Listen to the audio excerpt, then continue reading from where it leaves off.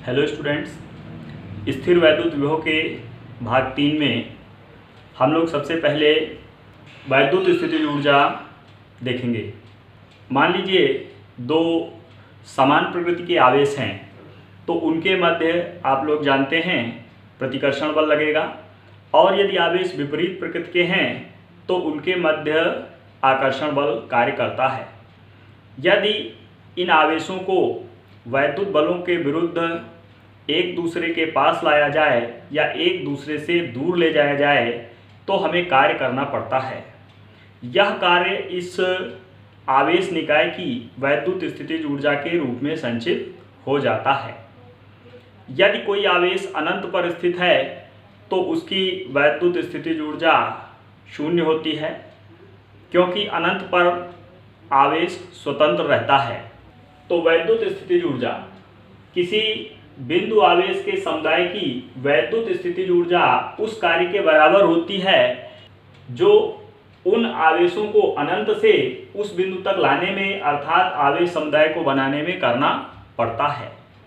यहाँ पर हम एक सरल निकाय की वैद्युत स्थितिज ऊर्जा निकालेंगे जिसमें केवल दो आवेश हैं। तो दो बिंदु आवेशों के निकाय की वैद्युत स्थितिज ऊर्जा मान लेते हैं। दो बिंदु आवेश हैं Q1 और Q2। Q1 बिंदु A पर स्थित है और Q2 बिंदु B पर स्थित है। इन दोनों के बीच की दूरी r है। इस आवेश समुदाय की वैद्युत स्थितिज ऊर्जा निकालनी है। तो प्रारंभ में ये माना जाएगा कि ये दोनों आवेश अनंत पर स्थित हैं और फिर आवेश Q1 को अनंत से चलाकर A तक लाया गया और आवेश Q2 को अनंत से चलाकर B तक लाया गया, और जो भी कार्य किया गया वो कार्य जोड़ दिया जाएगा तो इस आवेश समुदाय की कुल वैद्युत स्थितिज ऊर्जा प्राप्त हो जाएगी। तो मान लेते हैं आवेश Q1 को अनंत से बिंदु A तक लाने में किया गया कार्य W1 है और आवेश Q2 को अनंत से B तक लाने में किया गया कार्य W2 है। तो इस निकाय की वैद्युत स्थितिज ऊर्जा U बराबर W1 प्लस W2 हो जाएगी।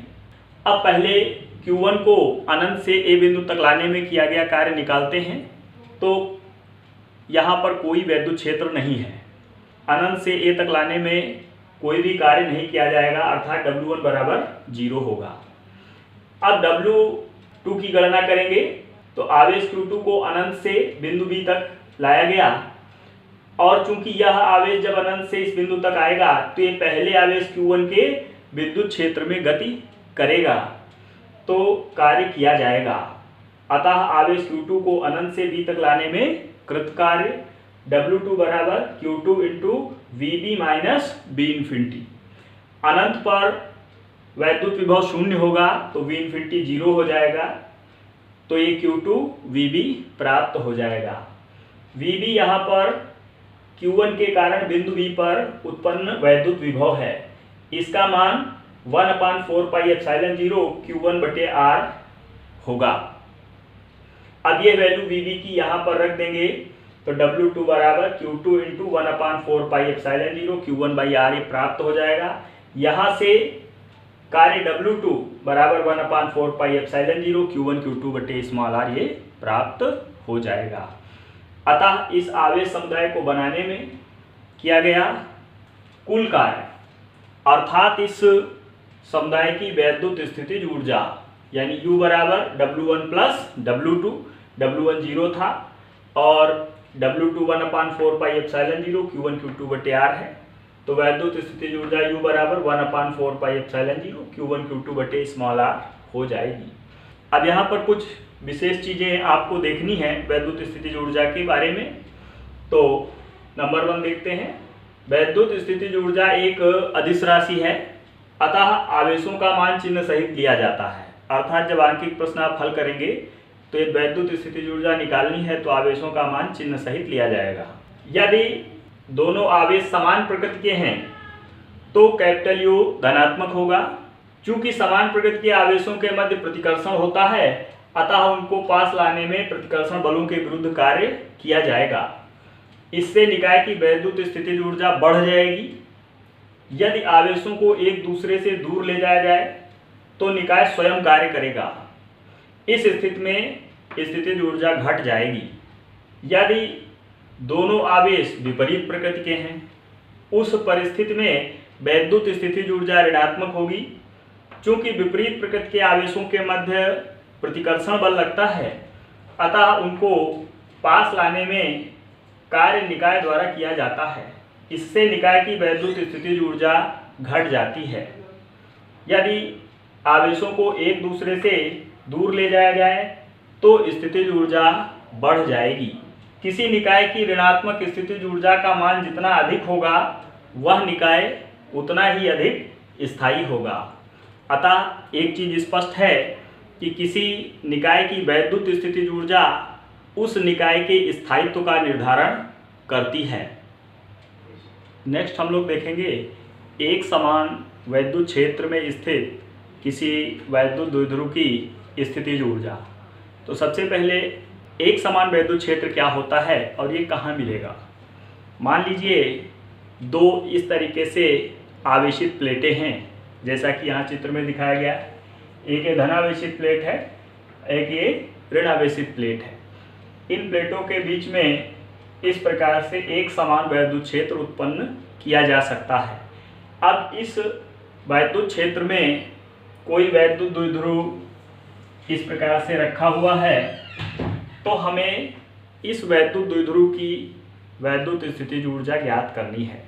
अब देखते हैं इसकी वैद्युत स्थितिज ऊर्जा क्या होगी।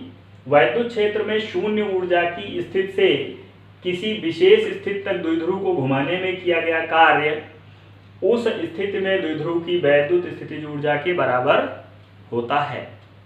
तो आपको यहाँ ये जानना आवश्यक है कि वैद्युत द्विध्रुव की शून्य ऊर्जा वाली स्थिति कौन सी होगी। तो वैद्युत द्विध्रुव की स्थितिज ऊर्जा तब शून्य होती है जब वह विद्युत क्षेत्र की दिशा से लंबवत स्थित होता है। अर्थात वैद्युत द्विध्रुव इस प्रकार से विद्युत क्षेत्र के लंबवत स्थित होगा तो उसकी स्थितिज ऊर्जा शून्य हो जाएगी। अब इस शून्य स्थितिज ऊर्जा की स्थिति से किसी स्थित विशेष तक इसको घुमाया जाएगा और घुमाने में किया गया कार्य जो होगा वो निकाल लेंगे। वही कार्य उस अवस्था विशेष में इस द्विध्रुव की स्थितिज ऊर्जा के बराबर हो जाएगा। तो इसके लिए आपको मालूम है थीटा विक्षेप की स्थिति में द्विध्रुव पर वैद्युत क्षेत्र में कार्य करने वाला बलयुग्म का आघूर्ण, ये पहले पार्ट में मैंने बताया था, टाउ बराबर पी साइन थीटा होता है। तो इस स्थिति से इसको हम बहुत अल्प कोणीय विस्थापन देंगे डी थीटा, और अल्प विस्थापन डी थीटा देने में किया गया कार्य निकाल लेंगे। डी डब्ल्यू बराबर टाउ डी थीटा हो जाएगा। तो अल्प विस्थापन देने में किया गया कार्य हमको मालूम है। तो द्विध्रुव को इस स्थिति से यानी शून्य ऊर्जा की स्थिति से किसी विशेष स्थिति तक थीटा विस्थापन देने में किया गया कार्य हमको निकालना है। तो क्या करेंगे, शून्य स्थितिज ऊर्जा की स्थिति से थीटा विक्षेप देने में किया गया कार्य अर्थात द्विध्रुव की स्थितिज ऊर्जा। तो स्थितिज ऊर्जा U बराबर इस कार्य के बराबर होगी। तो कार्य बराबर इंटीग्रल यानी ये जो हमको मिला है इसको 90 से शून्य यानी शून्य स्थितिज ऊर्जा की स्थिति से थीटा अंश तक घुमाने में किया गया कार्य प्राप्त हो जाएगा। तो इंटीग्रल कर दीजिए 90 टू थीटा डी डब्ल्यू का मान यहाँ से रख दीजिए टाउ डी थीटा। तो ये हो जाएगा PE integral 90 to theta sine theta d theta. PE चूंकि कांस्टेंट है इसलिए इंटीग्रेशन के बाहर निकाल लेंगे, और साइन थीटा का इंटीग्रेशन माइनस कॉस थीटा होता है। तो माइनस यहाँ लिख लिया, कॉस थीटा अंदर लिख लिया। यहाँ लिमिट लगा दी 90 टू थीटा। अब इस लिमिट को हल करना है तो माइनस पीई ब्रैकेट में upper limit minus lower limit, तो upper limit cos theta minus lower limit cos 90 हो जाएगा। cos 90 जीरो हो जाएगा। ये वैल्यू आपको मिल जाएगी u बराबर माइनस पीई कॉस थीटा। अब देखते हैं स्थायी संतुलन में द्विध्रुव की स्थितिज ऊर्जा। तो स्थायी संतुलन क्या होगा, जब द्विध्रुव इस क्षेत्र में इस प्रकार से स्थित होगा कि इस द्विध्रुव का जो धन आवेश है वो ऋण प्लेट की ओर और ऋण आवेश धन प्लेट की ओर होगा, तो ये स्थायी संतुलन की अवस्था में होगा। और इस स्थिति में द्विध्रुव की अक्ष इस वैद्युत क्षेत्र के समानांतर होगी और थीटा बराबर 0 अंश होगा, जैसा इस चित्र में दिखाया गया है। तो u बराबर कितना होगा, माइनस पी ई कॉस 0, तो ये हो जाएगा u बराबर माइनस पी ई। दूसरी स्थिति, जब वैद्युत द्विध्रुव इसके यानी वैद्युत क्षेत्र के लंबवत स्थित है, इस स्थिति में थीटा 90 डिग्री हो जाएगा, तो u बराबर माइनस पी ई कॉस 90, यानी वैद्युत स्थितिज ऊर्जा 0 प्राप्त हो जाएगी।